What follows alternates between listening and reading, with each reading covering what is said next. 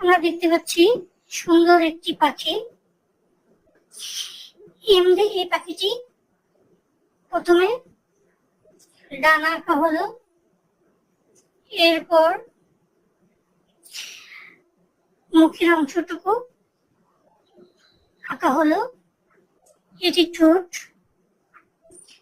এটি চোখ, এরপর এই অংশটুকু দিয়ে কিছুটা লাভ আকৃতির এঁকে নেওয়া হবে।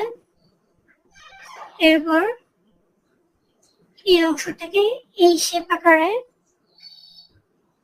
ত্রিভুজটি এঁকে নিলেই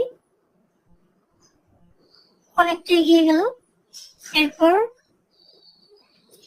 এই অংশটুকু সংযুক্ত করা হয়,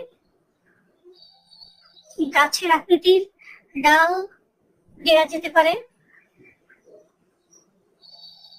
এরপর মার্কার পেন দিয়ে ফুল বডিটিকে মার্কিং করে নিলে খুব সুন্দর দেখা যাবে। ইচ্ছা মতো রং করিয়ে নিতে পারেন।